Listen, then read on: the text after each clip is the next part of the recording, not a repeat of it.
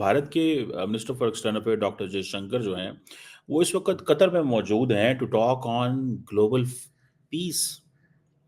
दोहा forum में उनको बुलाया गया है और ये बुलाया इसलिए गया है ताकि दुनिया के जो अमन है उसके हवाले से बात की जाए।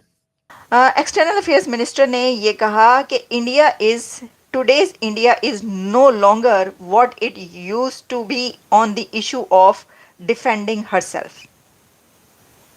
कि इंडिया पहले जैसा भारत नहीं है ये भारत ये पहले वाला इंडिया नहीं है कि जो अपने आप को डिफेंड ना कर सके या जवाब ना दे।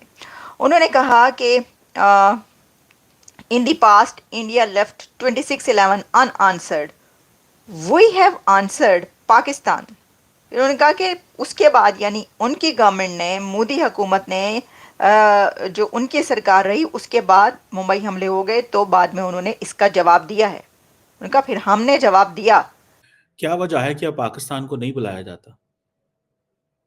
क्या वजह है कि पाकिस्तान को नहीं बुलाया जाता? क्यों ऐसे हुआ? और ये जो दोहा फोरम है, इनका जो इस साल का थीम है that is in the innovation imperative.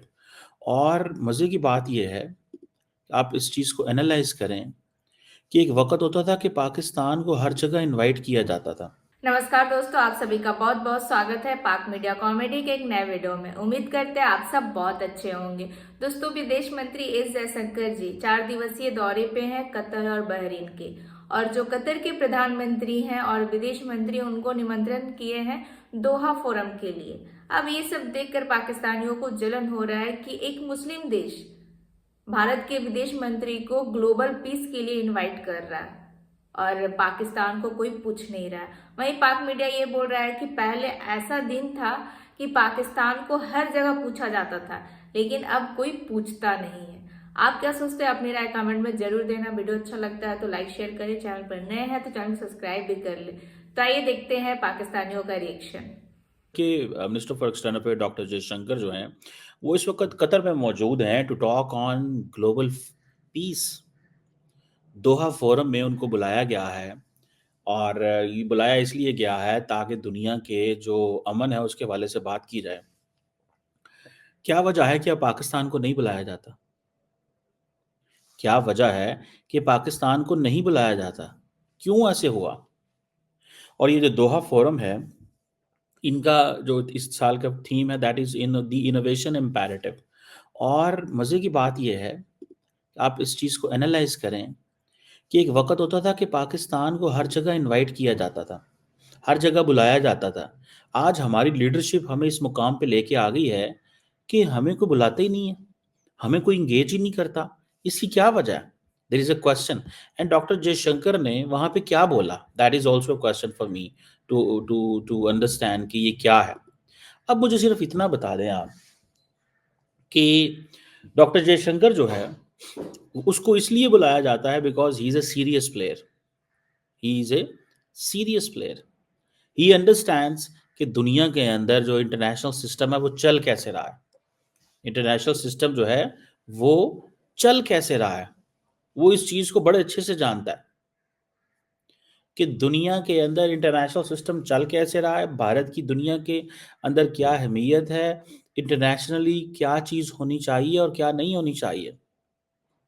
उसको इस चीज़ का पता है कि मिडल ईस्ट में इंडिया की रेलेवेंस का, उसको पता है कि एशिया के अंदर इंडिया कहाँ पे रेलेवेंट है और इंडिया क्या करना है। उसको ये पता है कि जो इंटरनेशनल सिस्टम में ग्रेट पावर कंटेस्टेशन हो रही है उसके अंदर where India has to place itself and India is an important player in the Indo Pacific. उसको इन सारी चीज़ों का पता है। So since he is an important player, they are an important player, and Pakistan is an irrelevant and is not an important player. Pakistan irrelevant है और important player नहीं है, यही वजह है। और दूसरी बात यह है, even if we are irrelevant, आपकी लीडरशिप के अंदर कितनी करंट है, आपकी लीडरशिप के अंदर कितनी जान है। हमारी जो लीडरशिप है उसके अंदर वो करंट ही नहीं है। They can't talk, they can't make their point, they don't speak from a perspective कि जी हम ग्लोबल साउथ में बैठे हुए हैं। हमारे फॉरेन मिनिस्टर साहब जो हैं, आई विश कि वो बोलें। मुझे नहीं कभी समझ आई पाकिस्तान का पर्सपेक्टिव क्या है। सिवाय इसके कि वो ये बोले हों कि चाइनीज़ बेशक जितने मर्ज़ी आई थिंक मरते हैं, मरते रहें पाकिस्तान के अंदर, चाइना पाकिस्तान के ताल्लुकात ख़राब नहीं होंगे, जिस पे चाइनीज़ एम्बेसडर उठ के खड़ा हो गया सुना है और उसने कहा कि बस नहीं mister foreign minister, it means कि हमारे पास टीम नहीं है, इट मीन्स कि हमारे पास लोग नहीं है। हमने ये सोचा हुआ है और समझा हुआ है क्योंकि ये हुकूमत हमारे पास है, क्योंकि ये सिस्टम हमारे पास है, तो हमने जैसे-तैसे हमने बेशक नालायक हों, नैले हों, धैले हों, जो भी हो हमने इस मुल्क को ऐसे ही चलाना है। I think that is where something that is wrong. ये चीज़ जो है अब मुझे ये बताएँ, क्या पाकिस्तान ने कभी इस चीज़ का शोर डाला है कि ग्लोबल साउथ की भारत बात करता है, इतनी कॉन्फ्रेंसें कराता है, भारत को किसने कहा है कि वो ग्लोबल साउथ का लीडर बने? इतना ही बोल दो। ओ भाई अगर तुम नहीं भारत के कुछ बोल सकते तो इतना ही बोल दो कि हाँ जी, क्यों कर रहे हैं आप जनाब? ग्लोबल साउथ में क्या पाकिस्तान नहीं है? आपको किसने आवाज़ बनाया?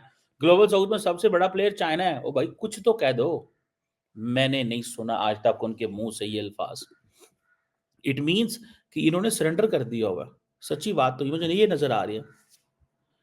इट मीन्स कि इन्होंने सरेंडर कर दिया हुआ है। अब देखें दोहा फोरम जो है, इज़ एन इम्पोर्टेंट फोरम। ये आप उसमें और देन अरब्स होते थे वो हमारे साथ प्यार करते थे, मोहब्बत करते थे कि यार ये जो ममालिक हैं they this country is nice, it's an Islamic country, ठीक है?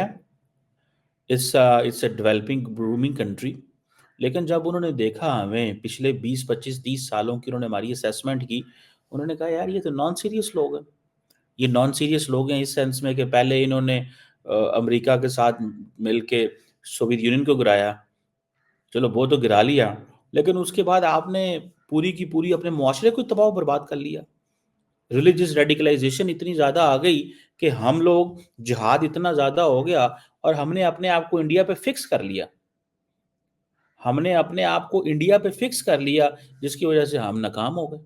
हमारी नाकामी जो है, अब देखिए इंडियंस क्या कहते हैं, हमारा मुकाबला करना चले थे, अब देखो उनके हाथ में कटोरा आ गया।